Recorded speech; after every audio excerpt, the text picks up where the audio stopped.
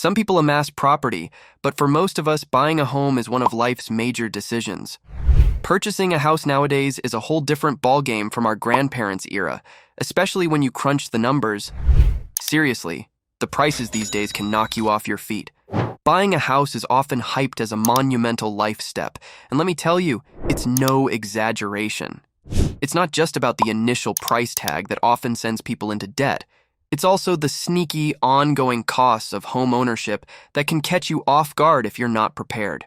We'll dive into these expenses to break down what they entail, how to handle them, and some tips to cut them down. So, if you're eyeing that house, whether your parents are nudging you, you're ready to nest with your partner, you're craving stability, or you're dipping your toes into real estate investment, this video is a must-watch.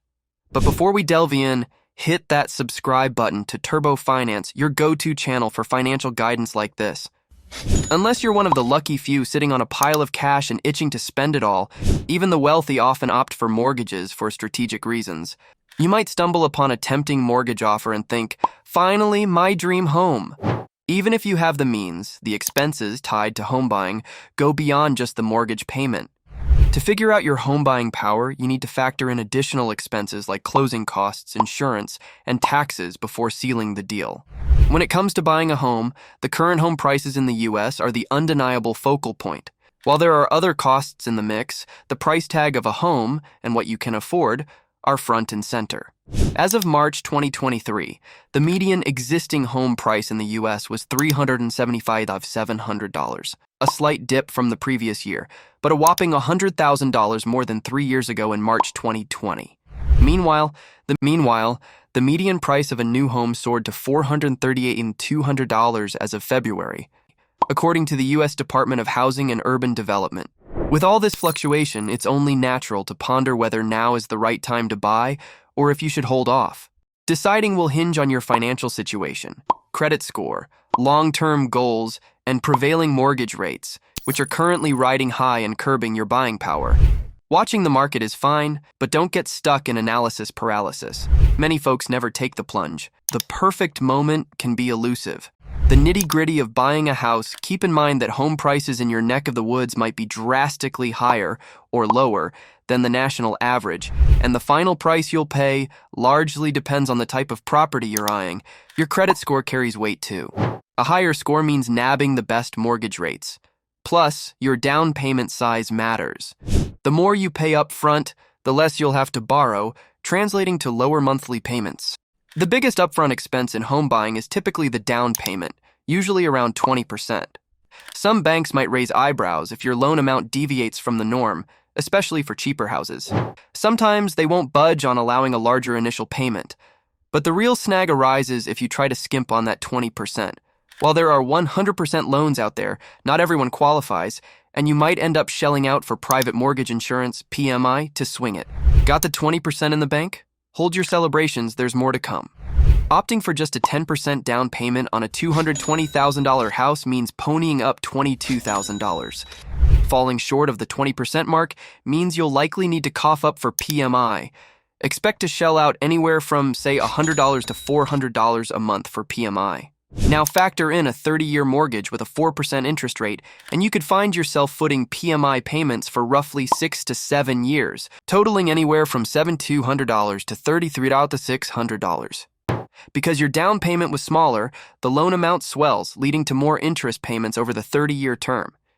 This could tack on an extra $5,600 to $71,000 in interest payments. Closing costs for buying a home are a mixed bag and might include application fees, appraisal fees, home inspection fees, and more. Not all buyers will foot every bill, and some expenses might be up for negotiation. Reserves.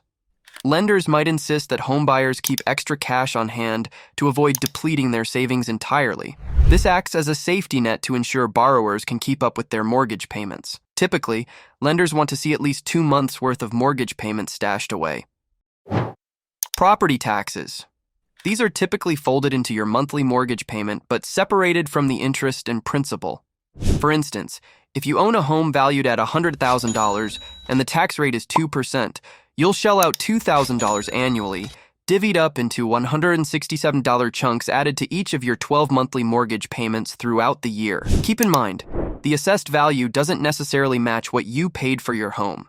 If home values in your area shoot up, your city or county might jack up your home's assessed value, meaning steeper property tax bills. Insurance. When buying a home, you'll need to consider two types of insurance: homeowner's insurance and private mortgage insurance, or PMI. While homeowner's insurance isn't mandated by law, there are other reasons to insure your home. If you're carrying a mortgage, your lender will insist on insurance until the loan's paid off. In fact, lenders can legally mandate borrowers to carry insurance to cover the mortgage amount. Maintenance. No matter where you live, it's crucial to budget for general home maintenance, upkeep, and repairs. Wear and tear is just a part of owning a home, so having some extra funds set aside is a smart move. Many experts recommend allocating about 1% of your home's value for maintenance each year, and it's wise to maintain an emergency fund to handle any unexpected issues that might come up. And let's not forget about the basic utilities like water, sewer, gas, and electricity. These costs can vary depending on where you live, but generally speaking, larger properties tend to come with higher utility bills. Here's a breakdown of the costs. Let's say you've bought a new home for $500,000, and you've made a down payment of 20%, which is $100,000. This leaves you with a loan of $400,000. Before finalizing the deal, you'll need to cover closing costs, which might amount to around 3% of the loan principal. Let's estimate it at $11,700.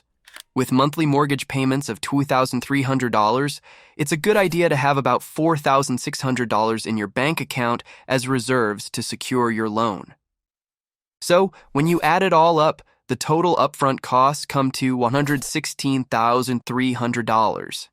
When it comes to ongoing expenses, make sure you're factoring in that $2,300 monthly mortgage payment, along with property taxes, homeowner's insurance, utilities, and any associated HOA fees. And don't forget to stash away enough to handle routine maintenance and repairs.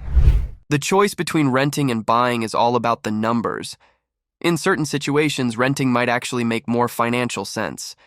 Renting out a property while living in a rental home can offer some real financial perks and the flexibility to explore other investment options. Deciding whether to rent or buy really boils down to the numbers. If your rent payments are similar to the costs of buying, it's definitely something to consider. Essentially, you'd be shelling out the same amount each month, but at least with buying, you'd eventually own the property. However, keep in mind that if something unexpected happens, like losing your job, you can temporarily move back in with your parents if you're renting, but you've got to keep up with that mortgage payment. There are some less conventional but still viable options out there, like continuing to rent a more affordable apartment while having tenants in the property you're buying who cover the mortgage with their rent. Another strategy is house hacking, where you rent out part of your home to offset expenses and mortgage payments. Here are some examples. Single-family homes. You could buy a bigger house and rent out extra rooms to friends to help cover the mortgage. Example: Emily buys a 3-bedroom house and rents out 2 rooms to friends while still enjoying her own space. Duplexes and multi-story homes. These offer more privacy but can be pricier to purchase and maintain. Example: taking a page from David's book and living in one unit while renting out the other, just like on income property. Large apartments divided into multiple units. Older apartments can be divided into separate units so you can live in one and rent out the rest. Single apartments with spare rooms. You can rent out extra rooms in your apartment without needing to do any extra construction. Example: Sarah rents out rooms in her apartment to cover her mortgage while keeping her privacy. Homes with extra land or garages. You could add another dwelling on your property for rent while sharing common expenses. Example: building a second unit on your property to rent out while still living there. Renting out homes seasonally. You could rent out your home for short periods, like during vacation season. Example: renting out your place during the summer months or using Airbnb for short-term rentals. Each approach has its pros and cons, so you can pick the one that works best for your financial goals and lifestyle. Don't forget to hit subscribe and like so we can keep bringing you more valuable content like this. And remember, before you dive into home ownership, make sure you're really crunching the numbers. Think about your financial goals, savings, credit score, purchase price, mortgage terms, and overall strategy. There's no one-size-fits-all answer. It all depends on your unique situation. See you in the next video.